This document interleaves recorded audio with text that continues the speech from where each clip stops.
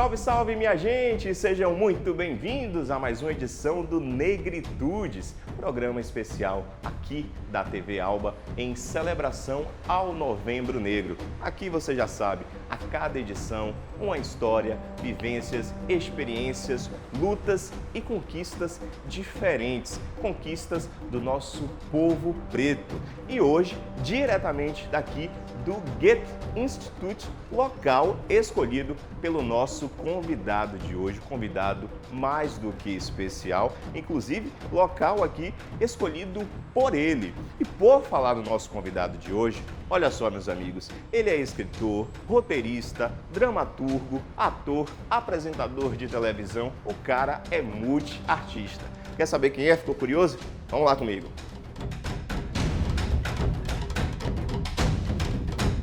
Pois bem, estou aqui ao lado dele, Aldrin Anunciação. Aldrin, bem-vindo ao Negritudes. Obrigado pelo convite. Um programa com esse nome, Negritudes, é um convite que a gente não pode recusar, né?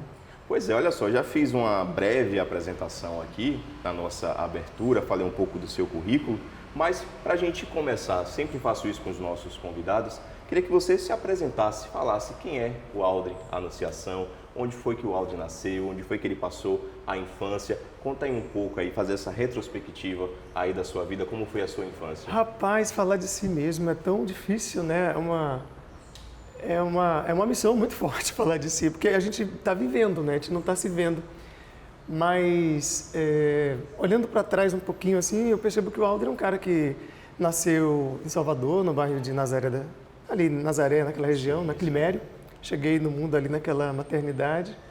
Sou filho de Dona José Tildes, Alcindo da Anunciação, uma figura muito interessante, importante na minha vida. Uma família que cresceu ali, fez a sua vida vindo de Pedrão e fez vida e fez uma construção de narrativa de vida ali no Engenho Velho de Brotas. Basicamente, meus avós, eles chegaram de Pedrão, foram morar ali. Eu morei um tempo naquele bairro, depois meus pais sofreram uma ascensão, uma mínima ascensão social, que é um assunto importante para a negritude, né? Como é que o negro lida com essa ascensão social, e foi para bairros outros, né? Itapuã e Rio Vermelho. E foi ali que eu fui crescendo. E foi nesse bairro que eu fui fomentando essa figura, que, resumindo, é um multiartista. Eu tenho uma frente de trabalho muito múltipla, né? Escrita, atuação, né, em teatro, escrita literária, escrita dramatúrgica, cinema, e ainda trabalho com comunicação, quer dizer, é um multiartista. Dizem que a galera que vem das margens adquire essa qualidade de ser múltipla, né? Porque tem que se virar para viver, então você acaba aprendendo milhões de coisas. Pois é, inclusive o multiartista foi um termo até que eu utilizei na abertura, né? Porque, como você bem disse, né? Escritor, dramaturgo, roteirista, apresentador de televisão, ou autor, enfim, uma série de atividades aí. E fazendo essa retrospectiva aí da sua vida, como foi que começou, Aldrin? Quando essa semente de fato foi plantada para você dar aí o pontapé inicial para a sua carreira? Caramba, é uma família que não é uma família de artistas, né? É muito engraçado, porque assim, eu fui criado, na verdade, para ser advogado. Meus pais são advogados, minha mãe é advogada e professora, ela é múltipla, inclusive, né? Uma característica da galera da margem. Mas eu fui criado no sentido de, tipo, esse cara vai ser advogado. Não sei se é porque eu tinha essa facilidade de mediação, eu mediava os problemas, eu tinha uma característica de diplomata na família, eu era uma criança muito interessante, assim, porque, olhando para trás, eu sempre não estava na briga, eu estava mediando as brigas. E quando você fala mediação, você lembra de mídia. E olha, realmente tinha uma característica de mediador, de mídia ali, mas não para direito, para advocacia, essa carreira tão bonita que é do advogado. Tudo começa no bairro do Rio Vermelho, eu ganhando um livro, Capitães da Areia. Eu leio esse livro, que é um livro de ficção, mas eu lia como se ele fosse um aspecto jornalístico. A impressão que eu tinha é que aquela obra do Jorge Amado falava de uma realidade que existia de fato. E minha avó morava no Tabuão, morava naquelas regiões ali onde a história se passava. Então aquilo confundiu muito a minha cabeça de criança. Eu li quando eu tinha mais ou menos uns 10 anos de idade e eu comecei a achar que tudo aquilo era real. Então eu responderia a sua pergunta dizendo que é justamente ali que nasce o artista. Eu acho que o artista é aquele cara que está entre o real e o imaginário. ele faz essa conexão entre esses dois mundos, né? Esse mundo real prático da garrafa aqui na mesa, do Aldri conversando com o Diego, e esse mundo criado de personagens que são inspirados em Diego, inspirados em Aldri, inspirados nas figuras que estão nas ruas, que foi o Capitães da Areia, né? Não existia o Pedro Bala de verdade, mas existiam aquelas crianças de alguma maneira. Então esse confronto com aquela literatura foi que fomentou o Aldri artista, que depois virou essas várias frentes de artistas que você citou, né? Apresentador, ator, escritor, produtor cultural. Sim. E é isso. Perpassa aí por diversas áreas da arte. Aldri, agora como é ser um artista preto aqui em Salvador? Como é que você poderia definir isso aí pra gente? Poderia, antes de falar de ser um artista preto, como é ser preto no Brasil. Sim, sim. Né? Porque você, antes de ser qualquer coisa, você é a negritude, né? Você é negritudes, que nem o nome do programa. Já vou emendar já outra pergunta nessa, porque até é uma curiosidade, né? Muitas pessoas dizem, né, que falam, eu me reconheci preto depois de certo tempo, depois de tal idade, não tinha um letramento racial que hoje eu tenho. No seu caso, como é que foi? Já emendando aí essas duas perguntas, do que é ser preto em Salvador, ser um artista preto e se reconhecer como preto. Cara, é um tema muito forte, né? Eu até recomendo para quem está ouvindo ler o livro Tornar-se Negro, da professora Neuza Santos, que fala desse assunto. É muito interessante, né? Você ter que se tornar negro já sendo. Por que isso acontece? Quando a gente fala assim de tornar-se negro, significa que você matou uma identidade anterior. Quando eu digo você, não você, pessoa, eu, Aldri, Diego, mas talvez uma estrutura tenha feito a gente esquecer quem a gente era. E daí que tem essa demarcação de, me descobri preto aos 20, me descobri negro aos 10. E essa descoberta não é saber, gente, não é saber se a cor era preta ou era branca, né? Você olhou para a pele, ela é assim. Não, é uma descoberta social. Sim. Cultural, de existência, o que é ser negro numa sociedade. Eu descobri muito cedo, meu velho, de uma forma muito estranha. Muito estranha. Assim, como eu falei, a minha família sofreu uma ascensão social, saiu do João Velho de Brotas, foi para o Rio Vermelho. O Rio Vermelho naquela época, ainda hoje, é um bairro que tem de uma classe média um pouco mais, né? Média vaidosa, vamos dizer assim, a classe média vaidosa. Então, assim, eu saí de um contexto e fui para outro. E claro que nesses contextos mais vaidosos e de classe média mais alta, ele é muito mais embranquecido no sentido de etnia das pessoas. Eu peguei minha Calói, aos 6 anos de idade, no Rio Vermelho, fui andar tranquilamente como eu andava no bairro do João Velho de Brotas. Até que um senhor alto, branco, com a barba branca, parecia o Papai Noel, assim, super simpático, virou para mim, rapaz, sai da pista, ande de bicicleta na calçada porque eles querem matar os pretos. Como é que você lida com isso aos 6 anos de idade? Que você não sabe o que é etnicidade, que você não sabe o que é, né, racialidade embranquecida ou enegrecida, o que é ser negro, o que é ser branco. Eu acho que a negritude brasileira ela já nasce adulta, porque ela passa por esses momentos de reconhecimento de identidade, não de cor, mas de, culturalmente falando, o que você representa para aquela sociedade. Eu levei para casa essa pergunta, mãe, por que eles querem me matar se eu não fiz nada? A bicicleta é minha. E ela, cuidadosamente, explicou, né, que existe uma configuração em cima da negritude. Claro que eu, com 6 anos de idade, eu não saquei aquilo de cara, mas eu diria que foi exatamente naquele momento, na minha Calói, ali onde hoje tem a Carajé da Cira, passando por ali aos 6 anos, que eu me descobri preto. E percebi que a pretitude, a negritude, as negritudes brasileiras estão na mira, de alguma forma. Então eu me adulterei no sentido de se tornar adulto, né? A palavra adulta vem de adulterar. Eu me adulterei ali. Então eu acho que a negritude tem esse aspecto assim de se tornar adulta muito cedo. Assim como eu imagino que a branquitude adultera assim um pouco tardiamente, né? E aí, após essa descoberta, vem o Aldri artista preto, né? Como a gente estava comentando aqui. Como é ser esse artista preto vivendo aqui em Salvador? Já artista preto, você já se sabe preto, né? Você se torna artista, às vezes, talvez porque se descobriu preto. É interessante, porque você ser artista preto e ser um cidadão preto se confunde em termos de cidadania. a cidadania preta no nosso país, ela está na mira, como eu te falei, e eu já sei disso desde os 6 anos. Desde lá que eu estou andando no passeio, no baixo da pista. Então, assim, você ser artista preto, você traz todas essas questões, entendeu, Diego? Você leva isso para o seu trabalho. E aí, quando eu falo levar para o trabalho, não significa que você vai fazer tragédias ou dramas, porque é muito pesada a questão. Mas você leva isso de forma positiva também.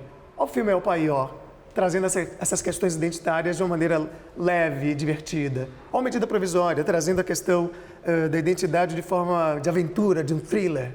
Né? Então, você pode trabalhar essa questão da racialidade de diversas formas, em diversos gêneros artísticos. Né? No meu caso, que não é artista plástico, eu sou um artista de ficção. Eu escrevo histórias, performo histórias e filmo histórias. Eu tento levar sempre esse assunto, nem que seja lateralmente, para não ser aquele cara também taxado como toda a obra do Aldre fala sobre racismo. Não, eu falo sobre outras coisas, né? Falo sobre a construção da inimizade, de onde vem o inimigo, eu conto histórias de amor, só que isso sempre é atravessado por uma negritude, porque isso explica o que é ser negro artista no Brasil. É você trazer os atravessamentos da negritude para o seu trabalho, seja um trabalho que esteja falando de racismo ou não. A própria presença do negro numa novela já é um ato, né, de racialização de algo. Já explica o que é ser negro, ainda que aquele personagem não traga a questão da negritude ou da etnicidade. Então, ser artista negro no Brasil, assim como em outros lugares, tipo os Estados Unidos também, é você estar em constante pensamento sobre a sua identidade, em constante formação, em constante entendimento de que é tornar-se negro. Porque até hoje eu vou me descobrindo negro. Não foi somente ali aos 6 anos. Ao longo do tempo eu fui entendendo essa... Dia após dia a gente vai... Entendendo o cruzamento dessa negritude com gênero, com classe, né? Raça, gênero e classe. Vai entendendo todo esse cruzamento das possibilidades de narrativas, de espaços de poder, de comunicação, onde eu posso me expressar, como aqui no Negritudes. Sim. Né? Então é isso, ser artista negro no Brasil é estar sempre alerta e andando sempre na calçada, não na pista. Pois é, Aldo, você falou aí algo que me despertou uma curiosidade, né? Você falou assim, nasci em Nazaré, minha família teve uma ascensão, me mudei de bairro. Como foi, assim, você conviver, você já deu até uma deixa, mais ou menos, mas, assim, como foi conviver com esse conflito, digamos assim? Você, um menino negro que saiu de um bairro, mudou-se para outro, um bairro considerado nobre, digamos assim, da cidade. Como foi conviver com esses conflitos aí sociais? Cara, analisando a história do preto no mundo, você percebe que ele já traz essa expertise no seu inconsciente. Se você volta no tempo lá, naquele período estranho da escravização, você lembra que tinha as senzalas e tinha a casa grande, né? E tinha os momentos em que esses escravizados da senzala subiam para a casa grande. E enxergavam aquela mesa, enxergavam aquele espaço, enxergavam aquela sociedade, e depois descia para a senzala. Então, assim, essa mobilidade social, a gente sempre esteve presente na nossa história. A gente sempre estava passando nos salões das festas, seja servindo ou não, mas, historicamente, a escravização permitiu a gente experimentar essa mobilidade e enxergar o mundo, tanto o mundo ali, né, que foi nos dado, né, e confinado dos espaços de senzala, quanto as casas grandes. Então, eu acho que, quando você pergunta para mim, como foi para você passar por essa ascensão aí, sair do Joinville de Brotas, para o Rio Vermelho, me parece que a gente já traz esse conhecimento de forma inconsciente. Acho que a negritude tem essa apetência de estar passando por vários lugares ao mesmo tempo, coisa que outras etnias talvez não tenham. Tem mesmo uma figura, né, branca que cresce ali na classe média, fica na classe média até o fim da vida. Quando ela sofre um baque financeiro, vai lá para baixo, o que acontece com essa branquitude? Ela estava ali na zona de conforto dela, né? E aí... Você sabe que o maior índice de suicídio no Sul são dessa galera de 40, 50 anos, que é o momento que você para e pensa, será que eu dei certo na vida? Ter o meu imóvel? Eles param nesse momento e quando eles sacam que eles não têm um imóvel, não têm aquilo, não têm a família constituída, eles se matam? Parece que a branquitude não aprendeu a lidar com a dificuldade. Então, assim, a gente tem essa... eu gosto de olhar essas vantagens, né, das negritudes, que nem o nome do programa. A gente, historicamente, tem isso na nossa vivência. Talvez a gente não tenha passado na pele a escravização, mas a gente traz na nossa memória arcaica todo esse conhecimento da família nossa que foi escravizada. Então a gente passa pela mobilidade social de uma maneira muito simples. A gente pode subir, ficar rico e ficar pobre e não se matar. Pois bem, esse é Aldre Anunciação. A gente vai continuar o nosso papo aqui super agradável no próximo bloco. Fica aí comigo.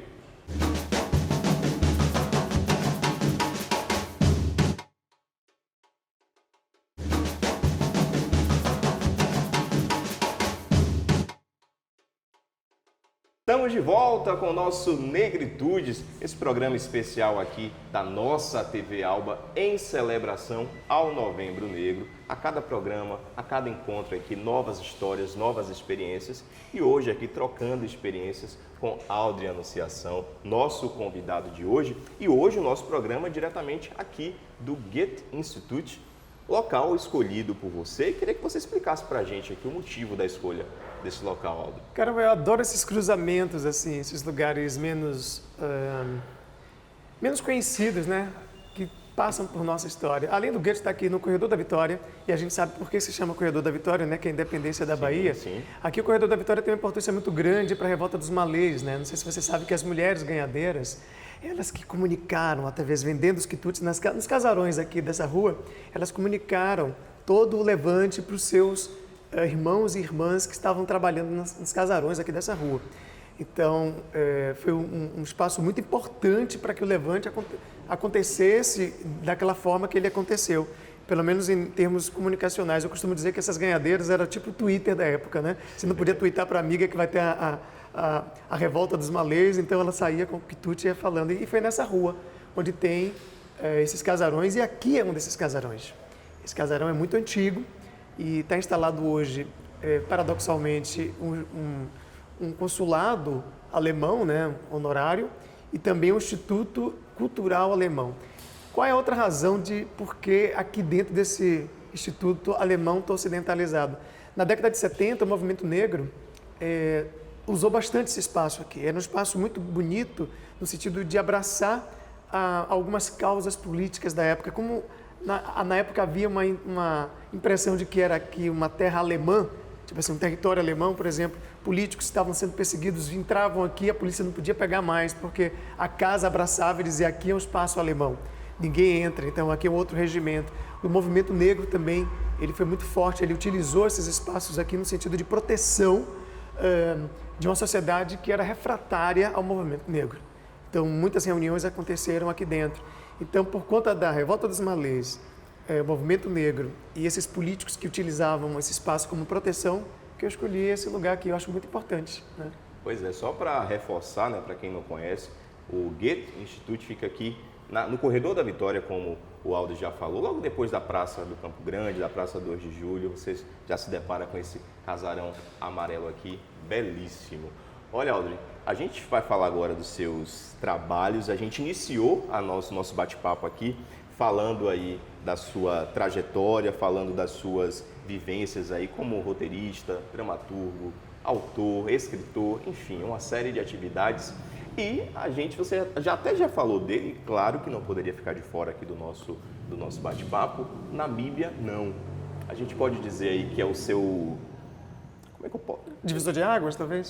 Talvez divisor de águas, inclusive que originou no filme Medida Provisória, que é dirigido por Lázaro Ramos, né, grande artista baiano também, assim como você. Eu gosto da palavra divisor de águas porque dá a entender de que não começou ali, né? A gente sabe que nada começa onde a gente acha que começa. Tudo vem de antes. E o Namíbia, realmente, eu comecei a escrever ali em 2008, quando Obama foi eleito, olha só. A eleição de Obama, eu não sou muito americanista, não, mas aquela eleição do Obama me deixou muito curioso, né? Uma família negra passando a morar na Casa Branca. Olha que engraçado, né? esse paradoxo. E eu fiquei pensando muito no paralelo em relação ao Brasil. Se o Brasil tivesse um comando enegrecido, né? Para onde a gente teria ido, ou como a gente estaria, né? Com essa experiência da negritude, que é aquela que olha para várias classes sociais de forma muito diferenciada. E aquilo me estimula muito a criar o Namíbia. Foi meu primeiro texto, meu primeiro livro, né, de literatura. Foi assustador também, que o primeiro livro já me deu o Jabuti, que é um prêmio de consagração. Eu era muito novinho e eu fiquei muito assustado com aquele prêmio Jabuti. Eu confesso aqui, o prêmio Jabuti me deixou assustado, porque eu não entendia muito bem por que ele chegou naquele momento, sendo que era uma primeira obra, mas parece que ela não é uma primeira narrativa do Aldri, talvez uma primeira narrativa escrita, mas aquelas palavras, aqueles pensamentos sobre exclusão e aquela forma de contar aquilo engraçada, porque é uma tragicomédia. Quem assistiu a peça sabe que você ri muito, mas também se reflete bastante sobre o processo de exclusão no Brasil. Esse formato, aquele conteúdo já estava em mim há muito tempo, entendeu, Diego? Então é o primeiro livro, mas não é a primeira narrativa. É uma obra que para mim é muito importante porque ela traz uma questão ainda muito atual, infelizmente, né? Que é o que aconteceria se a gente tirasse todos os negros e negras brasileiros hoje do país. Será que a estrutura não precisa da gente? Será que realmente quer que a gente vá embora? Ou quer que a gente esteja só à margem, a serviço de algo? Então é a grande pergunta do Namíbia Não, essa comédia, essa ironia, esse drama irônico, né? Ou esse thriller, se você assistir no cinema, né? É um thriller, se você assistir no cinema. Então, acho que é uma peça que traz essas perguntas do Aldri e coloca isso na mesa. Eu compartilho uma pergunta muito forte para mim. Eu compartilho essa pergunta com o mundo através dessa obra. Pois é, por falar em obra, você está lançando mais um livro, é um livro de ficção, o Pretamorfoses, biografia não autorizada de um ex-branco. Curioso o título. Cara, eu adoro esse título, biografia Muito bom. não autorizada de um ex-branco. Um ex-branco quer dizer, ele não é mais branco, passou a ser negro, né? O Pretamorfoses, biografia não autorizada de um ex-negro, conta a história de Gregório, um cidadão branco, de classe média vaidosa, que mora aqui nessas regiões da Graça, da Vitória, que nunca pensou sobre questões raciais, tá? Ele é uma classe média estabelecida, branco mesmo, tranquilo, mas não é racista, de jeito nenhum, mas nunca pensou sobre esse assunto. Fantasticamente, um dia ele começa a ver que a pele dele vai enegrecendo, e aí é o fantástico da história. O que parecia apenas um problema epidérmico, vai fantasticamente transformando ele num cidadão negro e saudável. Ou seja, os dermatologistas falam, não tem nada de doente aí, você apenas ficou negro. E ele é obrigado, fantasticamente, a viver como negro numa sociedade baiana que se quer branca. É uma forma de você colocar e estimular a empatia na comunidade não negra. Fazer uma jornada de negritude. Como é que seria você, branco, um belo dia acordar negro e lidar e atravessar uma cidade que tem o Diego sabe disso, seus truques de lidar com o racismo, né? Suas exclusões sofisticadas, veladas, onde nada é tão direto. Porque tem a diferença de ato racista e injúria racial. Onde a pessoa não chama você de urubu, macaco, não faz isso, mas subliminarmente exclui você dos lugares. Aí sim é o ato racista. E aí o Gregório ele vai vivendo e vai entendendo que toda aquela conversa da negritude que ele ouvia não era mimimi, era real. Existia realmente alguém que pede um negro para sair da pista e andar na calçada, porque senão o carro vai matar ele porque ele é preto. Como é que ele lida com isso? Então o Gregório vai vivendo essa jornada e nessa jornada ele vai tentando reverter o quadro, porque ele não aguenta o tranco não, meu velho, ele quer voltar a ser pesado. Branco. E aí que no final, só você vendo a última página, você vai ver que ele descobre um pequeno detalhe sobre a identidade dele que ele não sabia, que faz toda a diferença. Esse é o Pretamorfoses. Interessante. Inclusive, já consegui aqui visualizar o Pretamorfoses aí nas telinhas, viu, também. Nas telonas, quem sabe também. Quem sabe, né? Diego história aqui. História boa. Visionário. Pois é, Aldri. Olha só, a gente tem falado, eu falo isso com todos os nossos convidados aqui, sobre a questão da representatividade, né? Hoje você atua, inclusive, na televisão também, com seus programas, com as suas ideias. Hoje temos aqui, inclusive, dois pretos, dois negros aqui nessa condução desse programa tão importante. Mas, na sua visão, como é que você avalia hoje, Aldri, o cenário para pessoas negras, artistas negros, na televisão, principalmente na televisão aqui brasileira? Cara, eu acho que nas mídias os negros têm tido os negros e negras, né, têm tido uma inserção muito forte. E isso diz muito, né? Acho que seria um programa inteiro para falar sobre isso. Sim. Não estamos falando somente de uma coisa afetiva, de que agora vamos colocar os negros nos lugares. Não, esses negros e negras na TV, você aqui apresentando esse programa, isso está gerando aderência e audiência. Tem a ver com números. Primeiramente, assim, a gente vive no mundo capitalista, né? É o realismo, capitalismo em ação. E percebeu-se realmente que a negritude ele tem mercado de consumo, não é à toa que somos 56% de negros e negras no Brasil, 83% de negros e negras em Salvador. É um mercado consumidor muito grande, muito forte. E esse mercado consumidor grande, muito forte, eles se compram mais se eles se veem mais nas mídias. Então, eu penso que a inserção da negritude nesses lugares é muito mais uma questão comercial, aliada, impulsionada pelos pensamentos teóricos sobre a racialização dos espaços, né? Ou sobre a questão de gênero e de classe também, que tem uma intersecção aí nesses lugares.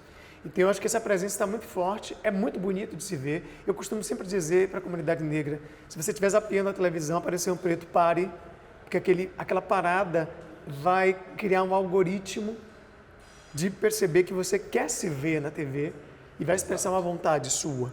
Eu acho que o negro na TV está na TV porque o espectador e a espectadora quer ver o negro e a negra na TV ali, antes de tudo. E é um respeito a esse espectador e essa espectadora que também é negra.